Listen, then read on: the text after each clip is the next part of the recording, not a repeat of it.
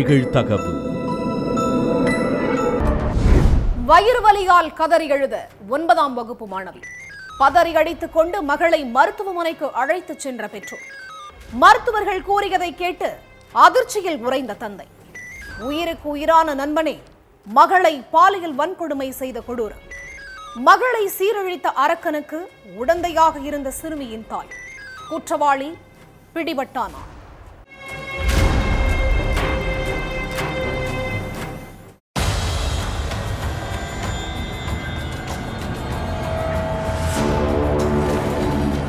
வீட்டில் உட்காந்துட்டு இருந்த 14 வயசு மகள் திடீர்னு வயிற்ற பிடிச்சிட்டு சத்தம் போட்டு அழுதுருக்காங்க. அதை பார்த்ததும் பதறி போன சிறுமியோட அப்பா, என்னமாச்சு, ஏன் அழுகிற, உடம்பு ஏதாச்சும் சரியில்லையான்னு கேட்டிருக்காரு. அதுக்கு எந்த பதிலும் சொல்லாம சிறுமி வயிற்ற பிடிச்சிட்டு அழுதுட்டு மட்டுமே இருந்திருக்காங்க. பிள்ளைக்கு உடம்பு தான் ஏதோ சரியில்லாம போச்சோன்னு பதட்டமான தந்தை உடனே மகளை ஹாஸ்பிட்டலுக்கு அழைச்சிட்டு போயிருக்காரு. அங்க சிறுமியை பரிசோதனை பண்ண மருத்துவர்கள் சொன்னதை கேட்டு அதிர்ச்சியில உறைஞ்சு போய் நின்று இருக்காரு தந்தை. சிறுமியை யாரோ பாலியல் வன்கொடுமை பண்ணியிருக்காங்க, அதனால தான் அவங்களுக்கு உடம்பு சரியில்லாமல் போயிருக்குன்னு சொல்லியிருக்காங்க மருத்துவர்கள். அதுக்கப்புறம் மயக்கத்தில் இருந்து கண்ணு முழிச்ச சிறுமிக்கிட்ட மருத்துவர்களும் தந்தையும் சேர்ந்து விசாரிச்சிருக்காங்க. அப்போ மகள் சொன்னதை கேட்டதும் தந்தைக்கு நெஞ்சே வெடிக்கிற மாதிரி ஆயிருக்கு. சிறுமியை பாலியல் வன்கொடுமை செஞ்சது அவங்க தந்தையோட க்ளோஸ் ஃப்ரெண்டு தானோ, இந்த கேடுகட்ட வேலைக்கு சிறுமியோட அம்மாவும் உடந்தையா இருந்திருக்காங்கன்றது வெளிச்சத்துக்கு வந்திருக்கு.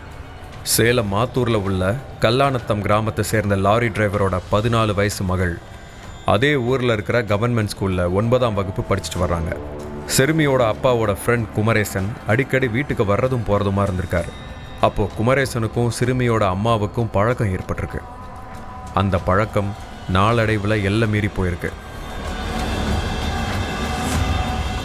கணவர் வீட்டில் இல்லாத நேரத்தில் குமரேசனுக்கு கால் பண்ணி வீட்டுக்கு வர வச்சு 2 பேரும் தனிமையில் இருந்திருக்காங்க. உயிர் நண்பனோட மனைவி கூடவே தகாத உறவில் ஈடுபட்டவன் அது போதாதுன்னு அவரோட மகள்கிட்டையும் தன்னோட வக்கர புத்தியை காட்டியிருக்கான். 14 வயசு சிறுமி தினமும் ஸ்கூலுக்கு பஸ்ஸில் போயிட்டு வந்திருக்காங்க. அப்போது அந்த சிறுமிக்கிட்ட, நல்லா படிக்கணும், எது வேணாலும் என்கிட்ட கேளு, நான் வாங்கி தரேன், உன் அப்பாவை கஷ்டப்படுத்தாதுன்னு நல்லவே மாதிரி பேசியிருக்கான் குமரேசன். வீட்டுக்கு வரும்போதெல்லாம் நண்பனோட மகள்னு கூட பார்க்காம தவறான பார்வையில் பார்த்தது மட்டும் இல்லாமல் சிறுமியை தப்பான இடங்களில் தொட்டு பேசினதோட பாலியல் தொல்லை கொடுத்துருக்கான். இந்த விஷயம் சிறுமியோட அம்மாவுக்கு நல்லாவே தெரியும். அந்த அங்கிள் தப்பான இடத்துல டச் பண்ணுறாருமான்னு சிறுமி சொல்ல ஆசையாக தான் தொடுறாங்க, இதில் என்ன இருக்குன்னு சொல்லி கண்டுக்காம இருந்தது தான் கொடுமையின் உச்சம். சிறுமி லீவு நாட்களில் வீட்டில் இருக்கும்போது கட்டாயப்படுத்தி வெளியே கூட்டிட்டு போய் பாலியல் அத்துமீறலை ஈடுபட்டிருக்கான் குமரேசன். கிட்டத்தட்ட 3 மாசத்துக்கு மேலே சிறுமியை மிரட்டி பாலியல் வன்கொடுமை செஞ்சுருக்கான். சிறுமியோட தாயும் அதை கண்டுக்காம குமரேசன் கூட மகளை வெளியே அனுப்பி விட்டுருக்காங்க. கொஞ்ச நாளாகவே சிறுமியோட உடலில் நிறைய மாற்றம் ஏற்பட்டு சோர்வாகவே இருந்திருக்காங்க. பிப்ரவரி 17ஆம் தேதி வீட்டுக்கு வந்த குமரேசன் தாய் கூட தூங்கிட்டு இருந்த 14 வயசு சிறுமியை எழுப்பி பெட்ரூம்க்கு அழைச்சிட்டு போய் தன்னோட அரக்கத்தனத்தை காட்டியிருக்கான். அதுக்கப்புறம் தான் சிறுமிக்கு வயிறு வலி அதிகமாயிருக்கு. வலி தாங்க முடியாமல் சத்தம் போட்டு அழுத மகளை ஹாஸ்பிட்டலுக்கு அழைச்சிட்டு போனப்போ தான் மொத்த உண்மையையும் அழுதுகிட்டே சொல்லியிருக்காங்க சிறுமி.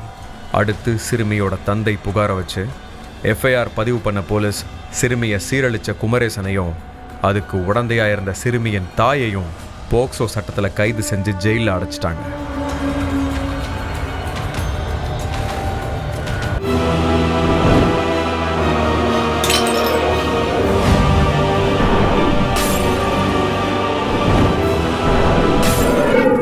நிகழ்தகவு.